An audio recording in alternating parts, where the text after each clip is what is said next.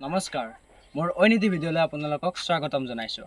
আজি কথা পাতিবলৈ চেষ্টা কৰিম লাচিত বৰফুকনৰ অনুপস্থিতিত আমাৰ অসমৰ পৰিস্থিতি।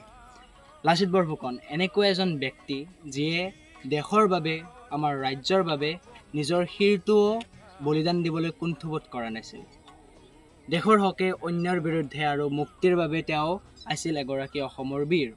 দেশতকৈ মোমাই ডাঙৰ নহয় কথাষাৰে কৈ দিছিল তেওঁ যে আছিল অসমৰ এগৰাকী ত্যাগৰ মূৰ্তি।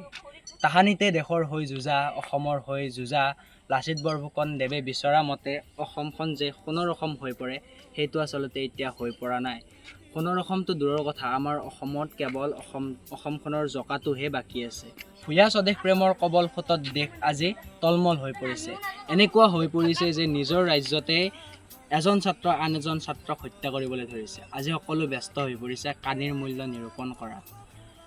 মৃতকৰ কাজকৰ্ম 11 দিনীয়া কৰোঁ নে 30 দিনীয়া কৰোঁ, তেনেকুৱা অৰ্থহীন কৰ্ম বিচাৰ কৰা। কিন্তু সকলোৰে এনেকুৱা অসমৰ কল্যাণমূলক কামৰ প্ৰতি আজি অসমীয়াই পোৱা বহু টান। নিস্বাৰ্থভাৱে ভালপোৱা অসমীয়া আজি নাই বুলিয়ে ক'ব পাৰি।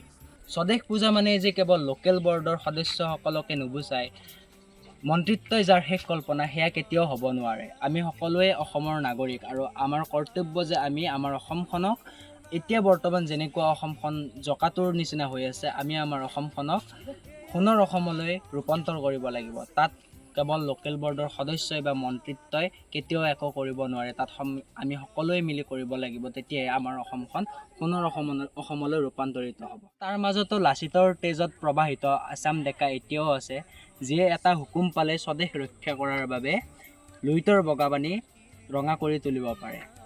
কেৱল মাথো আমাৰ অসমত এনেকুৱা এজন সেনাপতিৰ প্ৰয়োজন যিয়ে লাচিতৰ দৰে দেশ ৰক্ষা কৰিব পাৰে। এনেকুৱা এজন সেনাপতিৰ প্ৰয়োজন যিয়ে ভাল বেয়া দুয়োটাতে মাতিব পাৰে, বেয়া দেখিলেও যাতে বেয়াটো ডাইৰেক্ট ক'ব পাৰে, এনেকুৱা সেনাপতি আমাৰ বৰ্তমান অসমত প্ৰয়োজন। আজি কেইদিনমান আগত অসমত এটি কৰুণ ঘটনা হৈ গ'ল, য'ত 10মান শ্ৰেণীৰ ছাত্ৰই মিলি 9মান শ্ৰেণীৰ ছাত্ৰ এজনক হত্যা কৰিলে। সঁচাকৈ এটি কৰুণ ঘটনা। আপোনালোকে ভাবকচোন, মাক দেউতাকৰ অৱস্থা কেনেকুৱা হৈছে, মাক দেউতাকৰ ঘৰখনৰ অৱস্থা কেনেকুৱা হৈছে, ঘৰখনৰ ভৱিষ্যত এতিয়া অন্ধকাৰত হৈ পৰিছে। আমি সেই বাতৰি শুনিছোঁ আৰু আমি টিভিত দেখিবলৈ পাইছোঁ, কিন্তু আমি ইমানেই নিষ্ঠুৰ হৈ পৰিছোঁ যে আমি সেই ভিডিঅ'বোৰ দেখিছোঁ, সেই বাতৰি শুনিছোঁ, কিন্তু আমি প্ৰশ্ন উত্থাপন বহুতে কৰা নাই। বহুতে কৰিছে কিন্তু বেছিভাগে কৰা নাই, যাৰ ফলত অসমখনৰ অৱস্থা এনেকুৱা হৈ আছে। আমি নৱপ্ৰজন্মবোৰ এনেকুৱা কিয় হৈ গৈছোঁ, সেই প্ৰশ্ন আমি উত্থাপন কৰিব পাৰিব লাগিব। 10 বছৰ আগতেতো এনেকুৱা হোৱা নাছিল, এতিয়া যে আমাৰ এনেকুৱা হৈ পৰিছে। এয়া হিন্দী চিনেমাৰ একশ্যনৰ বাবে নহয়তো, য'ত এজনে আনজনক চুৰিৰে হানি দিয়া, গলত ৰেপি দিয়া, সৰু সৰু কাৰণতে, যাৰ ফলত আমাৰ নিচিনা নৱপ্ৰজন্মবোৰ উত্তেজিত হৈ পৰিছে এনেকুৱা কাণ্ড কৰিবলৈ।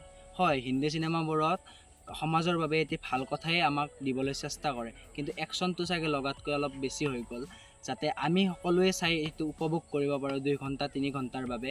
কিন্তু সেই উপভোগখিনিয়ে আমাৰ সমাজত কিন্তু বেয়াৰ ফালে পৰিস্থিতি কৰি আছে। কিয়নো এইটোৱে আমি উদাহৰণ পালোঁ যে 10মান শ্ৰেণীৰ ছাত্ৰ 9মান শ্ৰেণীক যিটো কৰিলে, সেইটো আচলতে আমাৰ নিচিনা নৱপ্ৰজন্মবোৰে কৰিছে। চ' আমি ভাবিব লাগিব সেই উদাহৰণটোও ইয়াত 5% হ'লেও সোমাই থাকিব লাগে। আপোনালোকে ভাবিবচোন এইখিনি কথা কিমান দূৰ সঁচা আৰু কিমান দূৰ মিছা, লগতে কমেণ্ট কৰি জনাব এইখিনি কথা আপোনালোকৰ মতে সঁচাই নে মিছাই। আজিলৈ এইখিনিয়ে, ধন্যবাদ। জয় আই অসম।